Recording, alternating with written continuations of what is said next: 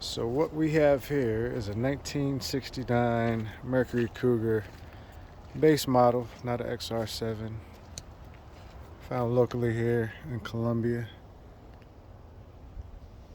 Factory AC car, bench seat, floor shift, pretty decent interior. Headliner's gone, but door panels are in good shape. Just need to be cleaned up.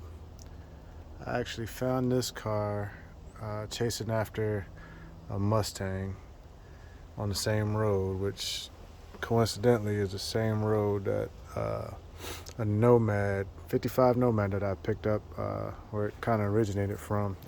Strangely enough, this car was right across the street from that address, and about the time that the owners of this car moved in is when the Nomad was making its way to the folks that I ended up buying it from. So funny how things go in circles like that. But I mean, if you look at it, still got the factory trunk mat. I've lifted that up. Gas tank almost looks like a new gas tank in it. Either that or it's just a well-preserved original.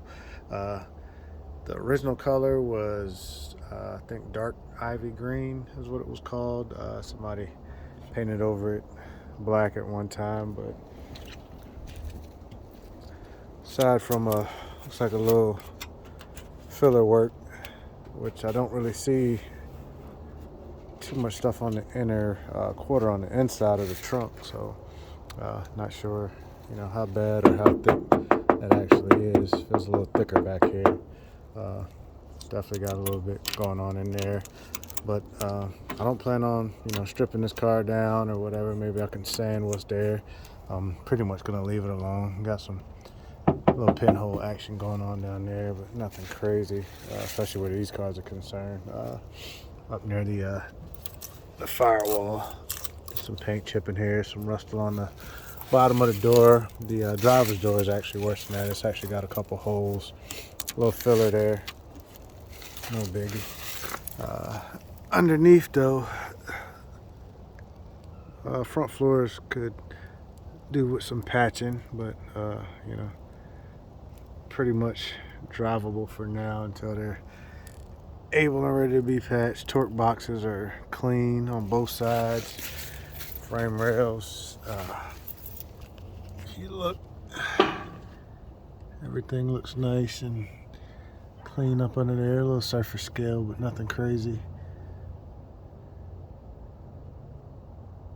So definitely can make a drive out of this one. Fairly simple, dual exhaust, which I gotta look to see if that's off the factory manifolds or if there's headers on this. It's a 351 Windsor car. Doors are a little bad about opening on that side, but other than that, I mean, pretty solid car. Front valance is in good shape, not all bent up, regardless of how rough I've been on it. Little filler work right there. Probably some whiskey dents in the body, but none of that rot that typically goes on in a firewall in these cars. Some rot on the bottom of the door here, some filler work, but that's definitely patchable with actual metal, excuse me. Like I said, floor shift, AC car, bench seat. Interior's not too bad. There's the door glass right there. I did find one of the one of the headrests in the trunk of the car, so I've got at least one. Where the other one is, I don't know. Doesn't look like it's gonna resurface anywhere. There's nowhere for it to hide. So aftermarket cassette player, but the original radio is actually in the trunk. But let's go take a look under the hood. Okay, so under hood we got a 351 Windsor. That AC compressor is definitely locked up. You can see the mice had a little fun with the plug wires there.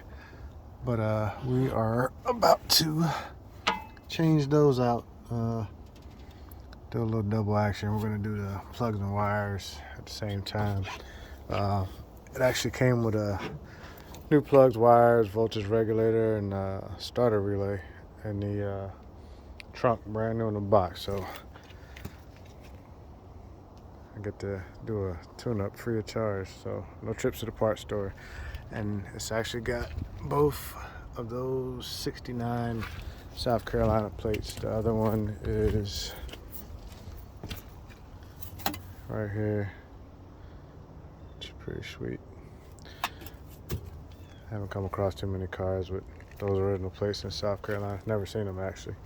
But yeah, floor's gonna need some work.